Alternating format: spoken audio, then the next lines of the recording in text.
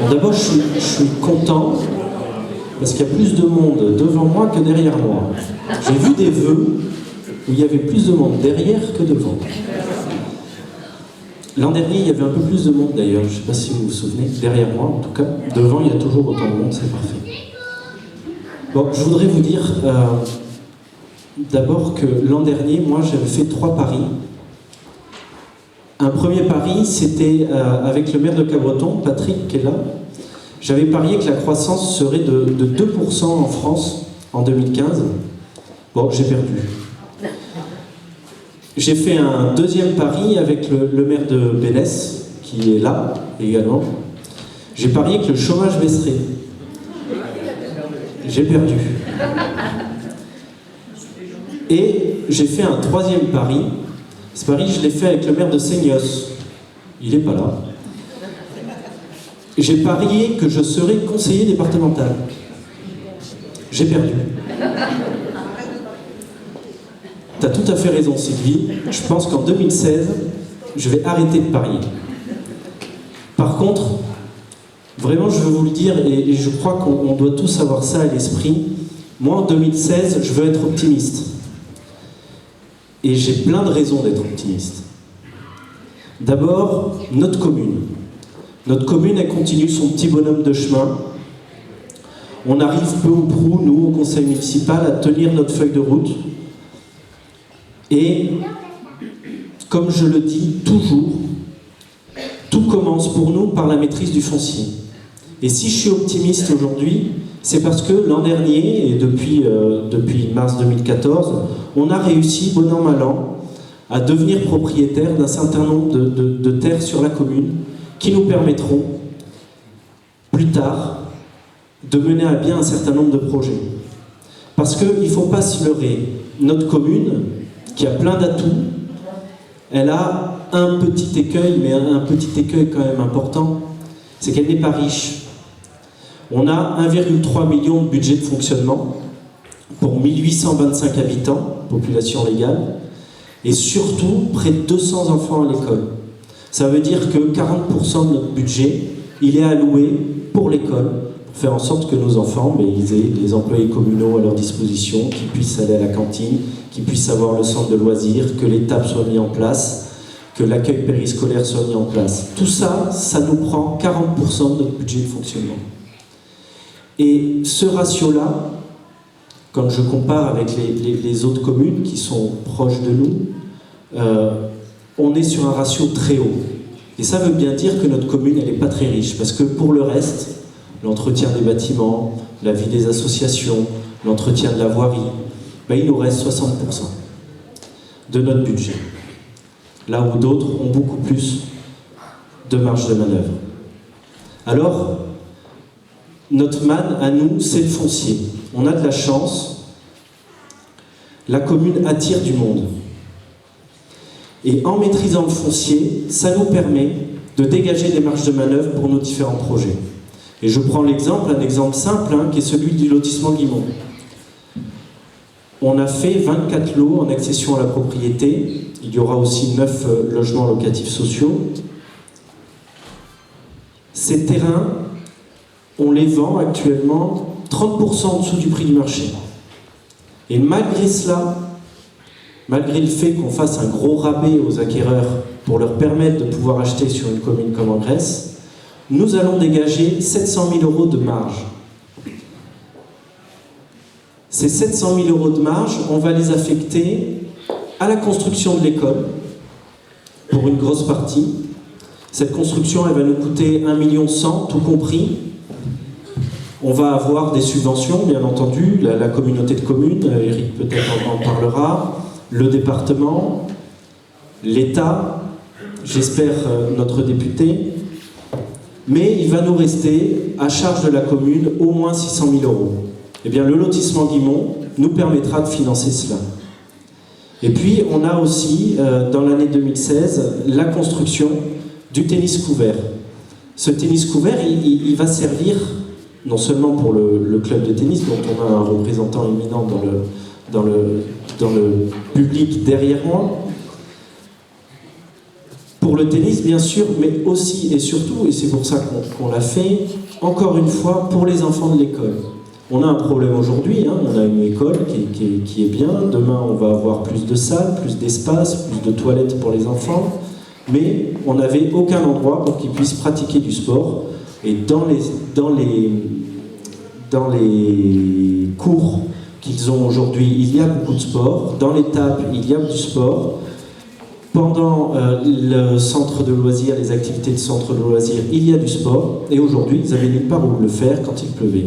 Demain, grâce à ce tennis couvert, ils pourront y aller. Et ça sera, je pense, l'utilisation principale qui sera faite de ce bâtiment. Alors pourquoi on a choisi un tennis couvert? Je l'ai dit, d'abord parce qu'on a un club de tennis qui a la chance de connaître un franc succès sur le village, mais aussi parce que c'est un équipement qui finalement coûte pas très cher et qui est à la portée de la commune. Ça va nous coûter grosso modo 250 000 €. Et aussi parce que la communauté de communes, là aussi, nous aide à hauteur de 45%. Et je remercie cette fois-ci Jean-François Monnet, qui est vice-président également à la communauté de communes en charge du sport. Ces 45%, ça va faire qu'au final, pour la commune, tout ça nous coûtera une centaine de milliers d'euros une fois qu'on aura rajouté les subventions, là encore, de l'État via la dotation pour les territoires ruraux. Et ces 100 000 €, eh bien, nous les prendrons sur les bénéfices, la marge réalisée sur le lotissement Guillemot.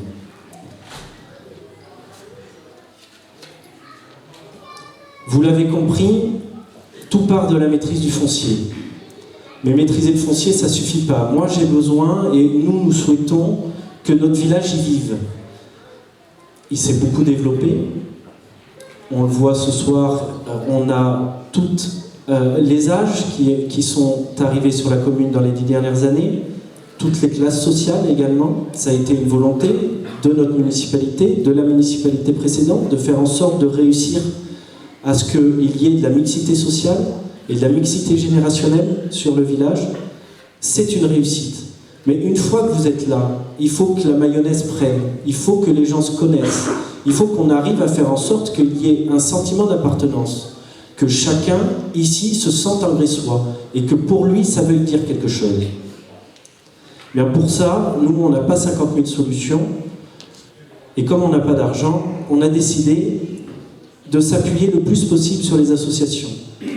Une grosse réussite de notre équipe depuis 5 ans, c'est qu'on a réussi à doubler le nombre d'associations. Comment on a fait?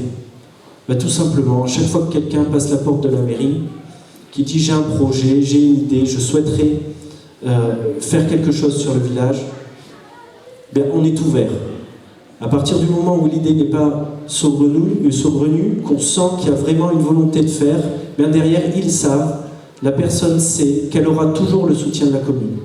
La petite subvention, mais c'est pas vraiment ça le plus important. C'est surtout aider au quotidien, au fonctionnement, trouver des salles, faire en sorte que le secrétariat soit toujours disponible et aide pour les réservations, etc. Mais on est victime de notre succès. Et aujourd'hui, on manque de place. Alors il va falloir qu'on trouve des solutions, là encore à moindre coût, pour faire en sorte de faire vivre les associations. Il se trouve que nous étions propriétaires, et nous sommes toujours d'ailleurs, d'un logement situé près de l'école, rue de la Pépinière. Ce logement, le locataire l'a quitté récemment. Nous allons le transformer en maison des associations. Et on va le faire de la même manière que ça a été fait, par exemple, avec la pelote ou avec le comité des fêtes, c'est-à-dire avec les associations.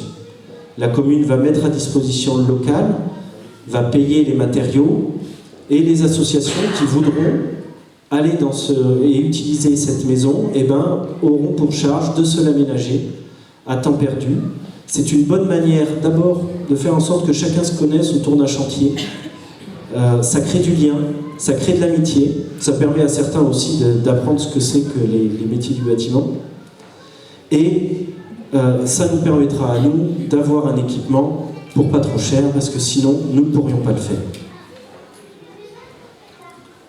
Alors je pourrais vous parler de l'ensemble des projets de la municipalité, on en a beaucoup, ils avancent, vous le voyez, l'école a démarré par exemple, Je pourrais vous parler des travaux autour de l'église.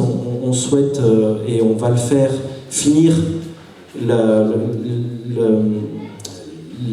rénovation de la partie sud de l'église. Je pourrais vous parler de la prochaine réouverture de l'auberge des Platanes.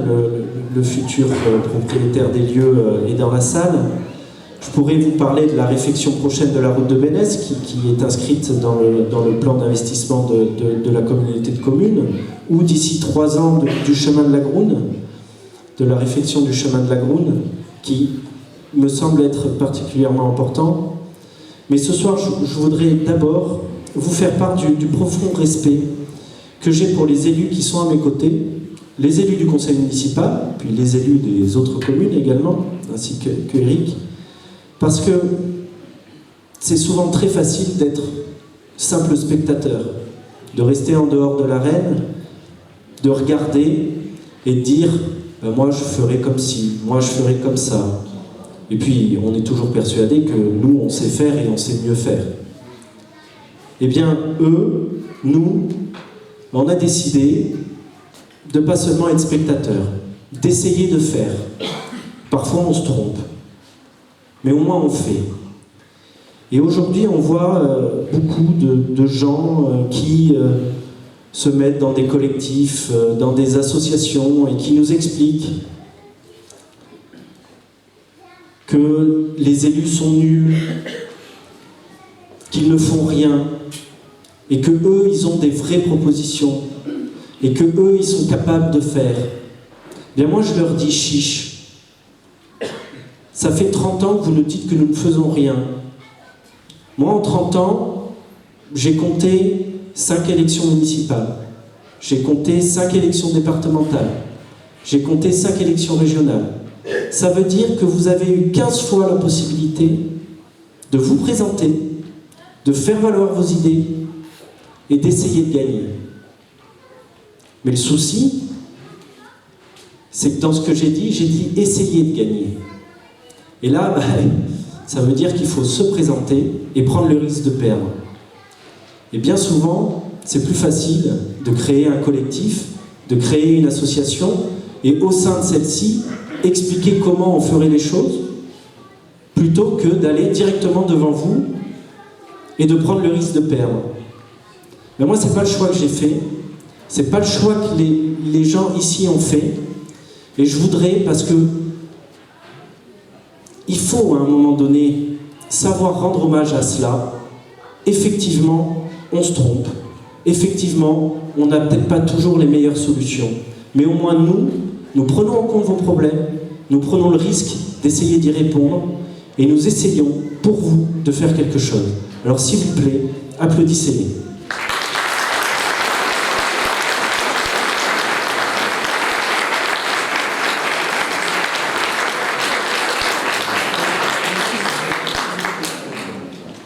J'ai pas fini.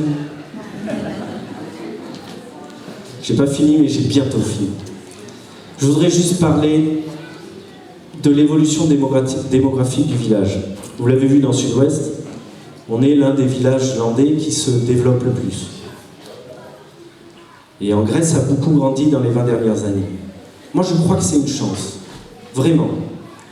C'est une chance parce que ici, là, devant moi, je vois plein de gens que je connaissais pas il y a 10 ans, et que je connais parce qu'ils sont venus vivre en Grèce dans les 10-15 dernières années.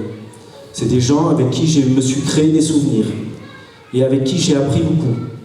Ils ne pensent pas comme moi, on n'a pas les mêmes convictions, ça nous arrive de nous engueuler.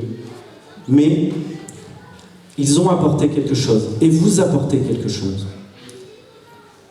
Cette ouverture à l'autre, il faut que nous la gardions. Et ce développement démographique, qui est inexorable, je vous expliquerai peut-être pourquoi.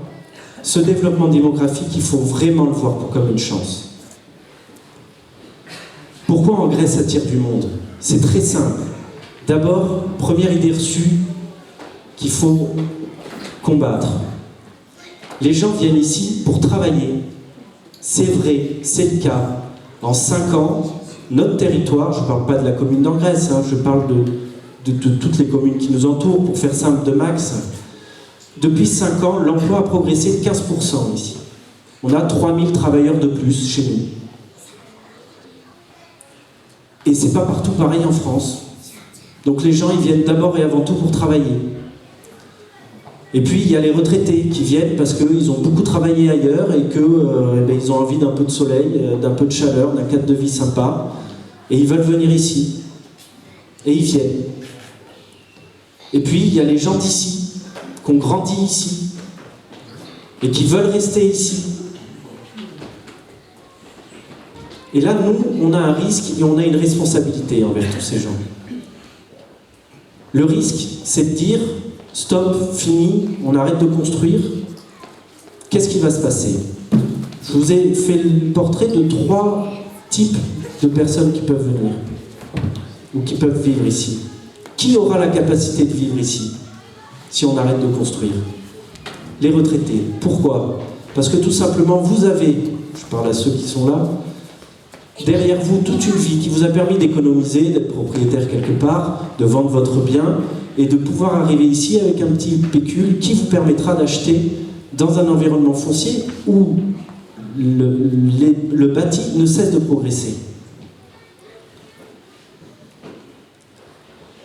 Eh bien nous devons trouver le bon équilibre pour faire en sorte que la population, la démographie, les gens qui veulent venir vivre ici puissent venir sans pour autant perdre notre identité et sans pour autant